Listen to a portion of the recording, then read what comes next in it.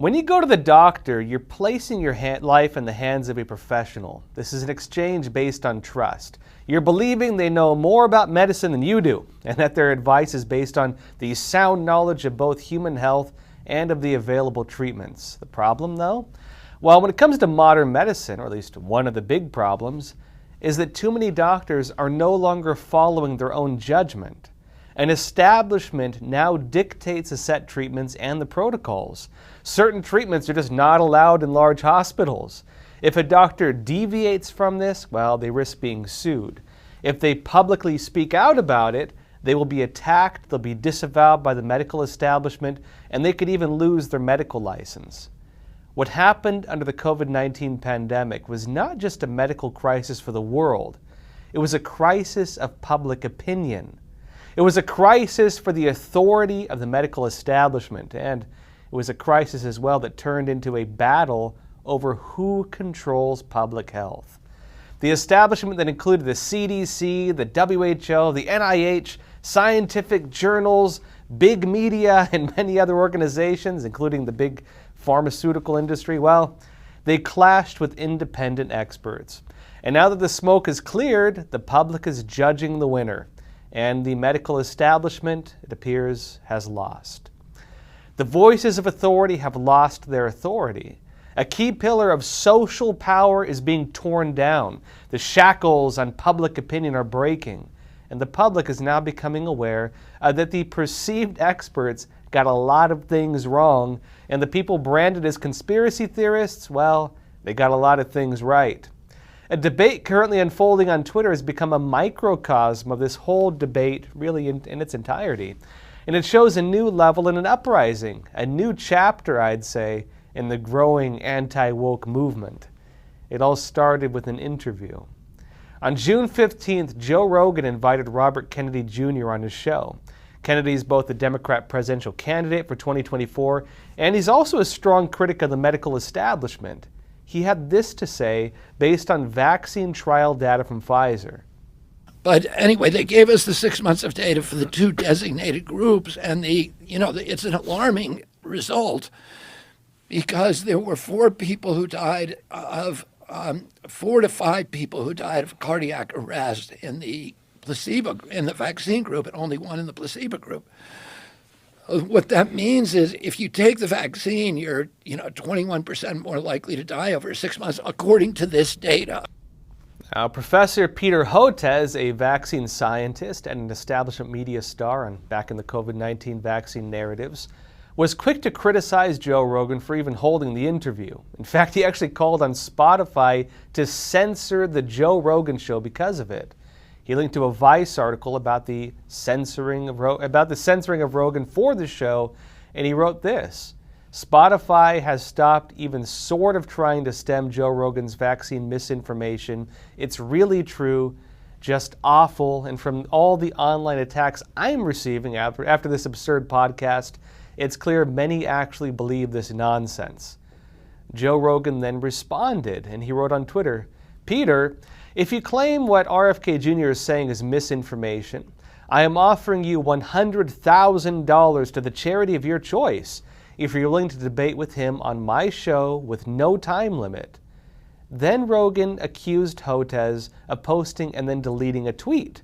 And in this one, Hotez appeared to say the money wasn't enough. He wrote, be serious, Joe. That's what you throw out for your hunting buddies on a weekend. A $50 million endowment which you/Spotify/RFK Jr. can easily afford. Not for me, but so we can continue making low-cost, patent-free vaccines for the world's poor, preceded by RFK Jr.'s public apology. And then other public figures began throwing more money into the pot. By Monday, in fact, it reached over $2.6 million. And Hotez suggested he was open to having a discussion, but didn't openly agree to it. Rogan called him out again, first for suggesting his show should be canceled, and then for suggesting the information was fake. And then the public debate began to spread. Elon Musk chimed in, stating, maybe Peter Hotez just hates charity. Patrick Bet-David of Valuetainment wrote on Twitter, millions of Americans from all walks of life were bullied into taking the vaccine. And then Hotez went on MSNBC to make his case against Rogan and RFK Jr. Watch. Anti-vaccine disinformation, it's always done a lot of damage and harm, but now it's a lethal force in the United States, and that's why we have to have that discussion. And I offered to come and go on Joe Rogan again. I've been on a couple of times, and have that discussion with him, but not to turn it into the Jerry Springer show with having RFK Jr. on. Now, by then the debate had already entered the public arena, and amid the rigorous arguments that followed, well, the winner has already been decided. Hotez was publicly criticized for spreading COVID misinformation, ironically, for taking funds through Bill Gates, NIH, Pfizer, and many other organizations, and for having ties to the so-called Batwoman of China, that's Dr. Xi Zhengli, who you might remember, and being tied to the gain-of-function research that took place there. The reality is that Hotez was, and still is, part of the medical establishment. His public statements changed as the narratives changed. The idea of being fully vaccinated had to be redefined, since the COVID shots, well, they don't grant immunity. Instead, they just stimulate the immune system. 2 shots for full protection, well, that turned into 3 shots, then 4, then 5, and then possibly indefinite shots. And it was what many so-called experts would describe as the evolving science, which is the case, they say, meant. The information was subject to change. Things that were assumed to be true might later be found to not be true. For the research community, well, you can expect new findings to change old theories. But in this case, it was different. People were being subjected to lockdowns. Children in schools were forced to wear face masks. Many people risked losing their jobs and their livelihoods unless they agreed to be injected with an experimental drug against their wills. The usual narrative of evolving science was no longer just about developments within the medical establishment. Instead, it became an intimate part of every person's life. Everyone was sucked into the system. Everyone had to judge for themselves what was true and what was not. And public judgment was limited, since independent voices that challenged what turned out to be the fake official narratives were being censored and attacked.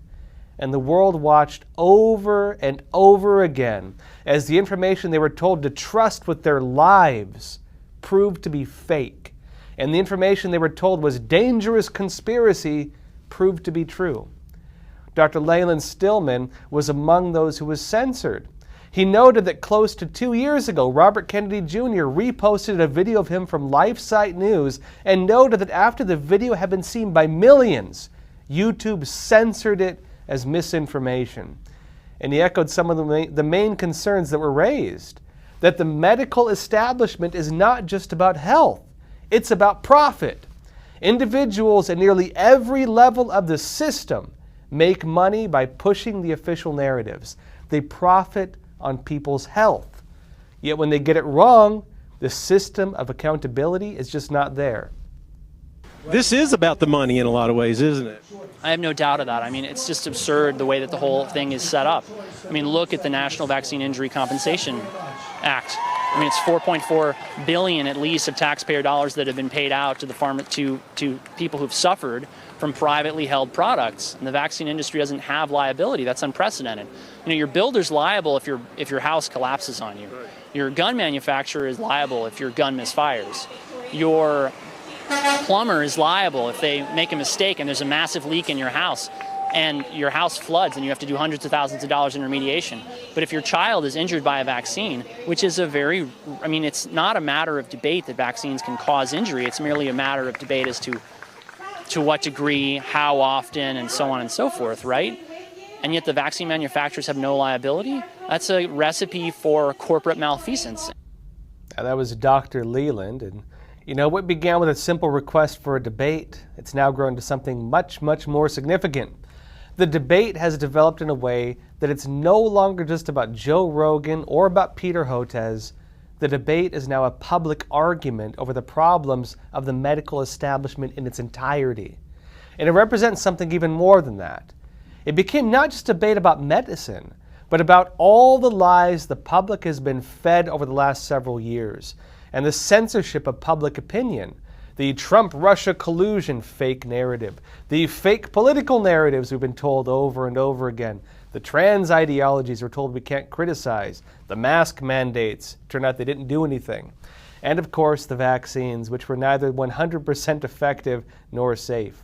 The debate joined the current of the broader cultural shift now taking place in the United States, which is now targeting, for example, with boycotts, Bud Light and Target.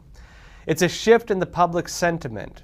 The pillars of the old authority are crashing down, and the public is now beginning to stand up. Folks, stay tuned after the break. We speak with Jared Bosley. He's one of the farmers who is standing up against a CO2 pipeline project in South Dakota.